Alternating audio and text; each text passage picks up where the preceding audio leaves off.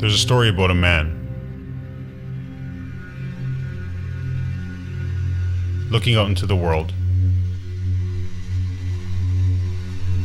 at all the pain, suffering, corruption,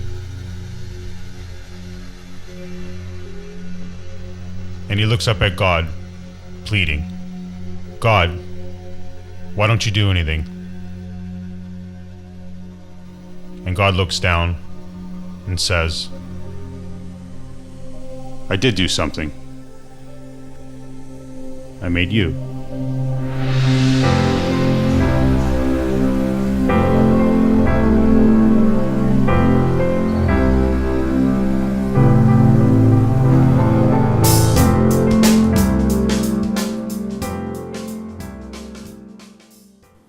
The reason I'm doing this film is because I was raised Roman Catholic. And to me, what that means is that I was raised in a cult. And from the day I was born, I was brainwashed to believe what a group of men thought that truth was. I was never taught what religion was, but one religion was imposed on me. I'd like to say that I didn't like being brainwashed, but as a kid, I actually wanted to be a priest. And this had a significant impact on me. I can understand where people walk away from religion and dismiss it, and I can actually completely respect that. I actually respect that decision more than people that never question it and just blindly believe whatever they're told. But for me, because it played such a big role in my life and had such an impact at a young age, and considering that for 10 to 15 years of my life that I was being brainwashed, I couldn't just walk away. The thing is as I got older and I realized how much fear and control and division was at the root of that institution, I not only didn't want to be a part of it, but I also wanted to know what truth actually was and what religion was.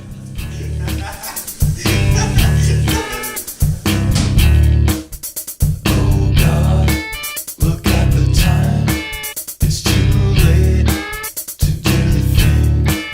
I miss the days when I was young, 'cause they were better for some reason. I used to wonder on the day I was born, what would have happened if I was accidentally switched and went home with a different family? Raised in a different culture, maybe under a different religion. Who would I be? What if when I was born, I was cloned? And what if you took me and you spread me all over the world?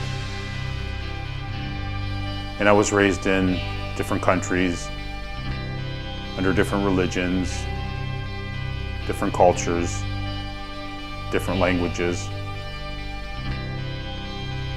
Who would I be? Oh shit, I've really changed, but still the same as I was yesterday. Yeah, I'm happy in my days, but I'm so bored, I feel insane. What if I was raised in Iraq or Iran? What if I was raised in Afghanistan or in Europe? What if 30 years later, you brought all those people back together? All those people being me. Would we get along? Would we be able to communicate? Would we see past our differences? Would we see the beauty in those differences? Would we see beyond the division? Beyond the separation? Would we know that we're all searching for the same thing? It's hard to see, but my ego is me, feeds me lines like a script. I'm compelled to say, I'm getting carried away. Replace my life with someday.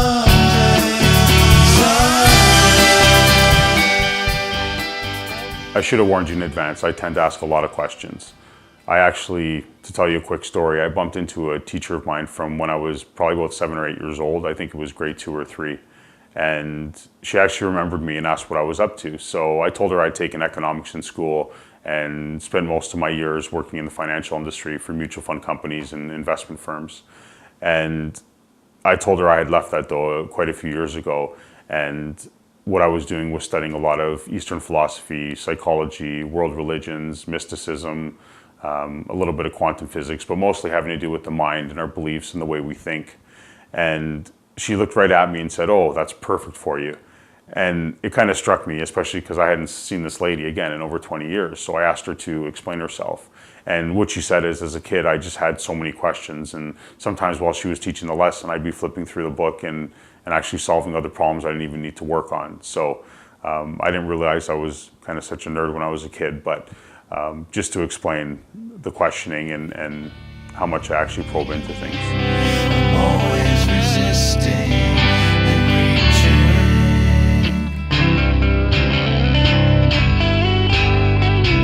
for somewhere I can. When I went to university, the last thing I thought I'd be taking would be economics. I actually failed economics in high school. But on the day when I went to select my courses, at 18, not knowing what I wanted to do with my life and probably hungover from partying the night before, I didn't feel like sitting there for hours and hours choosing my courses. And the funny thing is I saw a friend of mine there from high school who he'd been there in the morning and actually already chosen his schedule.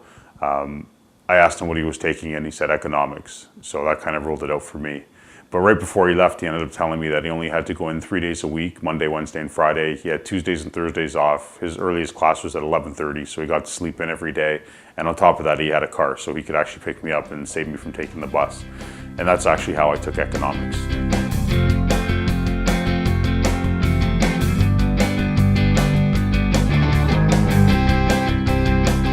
The reason I'm telling this story is because 4 years of economics, and actually the most I learned was in my last year, I actually took a philosophy course. And I actually didn't even know what philosophy was, being the study of thought. And Socrates and Plato and Aristotle, I had no clue who they were. But I actually had to fill one of the requirements or electives, basically just fill a course to complete my, to be able to graduate essentially. And I ended up in this philosophy course. The interesting part of this is that I was taught the cave simile, which is Plato's simile, and basically what it is, it's a group of people that are in a cave, and they're deep in the cave and in the darkness, and they're actually chained to the wall so that they actually don't see out behind them, which is where the entrance of the cave is and where the source of light is behind them. But what they do see is the wall in front of us, and basically the shadows that are cast on the wall in front of them. Now, the story is about coming out of the darkness into the light. It's kind of a parable on darkness and ignorance. The story is, though, is what if you actually grabbed one of those people that have lived their whole life within the darkness and whose whole life and customs and traditions are basically the shadows on the wall. So if you were to take one of those people and unchain them and drag them out of the cave, the very first thing is their eyes would be burning, they'd be blind, they wouldn't be able to see, the light would be too bright for them. And in fear, they would probably want to run back into the cave and back into that safety net that they had. The story goes on that if you forced them out of the cave and actually held them out of the cave and in the light, after a few days their eyes would stop burning, their eyes would become accustomed to the light, and they would actually be able to see, and they would see the sun and trees and birds and different objects, and just the sun hitting that object and casting the shadow, they would actually realize how insignificant the shadows were. Now the story goes on to say, what if you actually took that person and put them back in the cave? Now, they would actually have knowledge that no one else would have, and if they spoke about it and tried to explain how insignificant the shadows were or what the light was, they'd probably be laughed at, ridiculed, persecuted. They'd be thought that they were crazy, and if they actually made sense, they'd probably be killed or tortured. So this story really struck me because when I was hearing this story, all I pictured is the earth, and the whole earth actually being the cave, and humanity living in this kind of darkness or ignorance.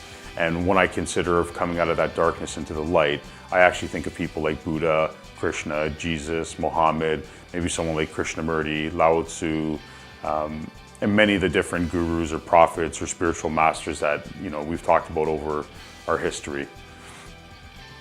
The biggest thing about it is that I realized how ignorant I was, and the limited information I had in my head. I saw how I defended it and protected it, and how I clung to that identity of myself without really having any idea of who myself was.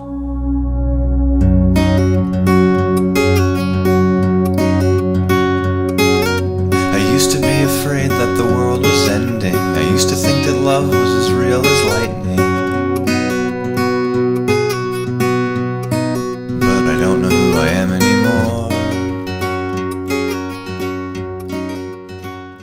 Once I finished that philosophy course and caught a glimpse of how ignorant I was, what I decided to do was to start learning and studying and basically take in as much information as I could and apply it to myself. So delving into the world religions of Christianity and Judaism, Islam, Sufism, Buddhism, Hinduism, Taoism, Sikhism, going more than just the religions, what I wanted to learn about was the actual individuals and not someone's interpretation or someone's opinion of them, but as much as I could, who they truly were.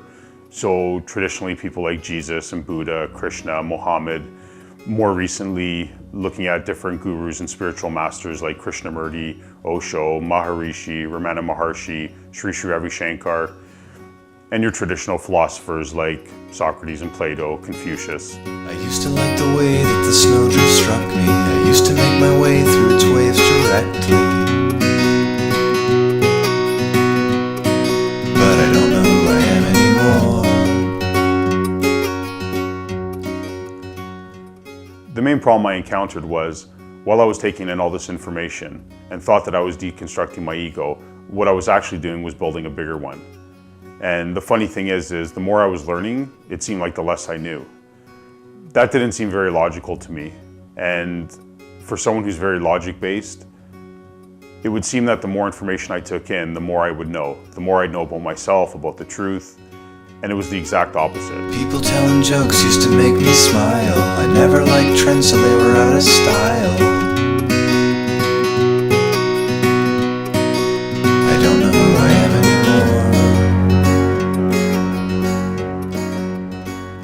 anymore. They say that consciously we take in 11 bits of information per second. Unconsciously, we're taking in over 4 million.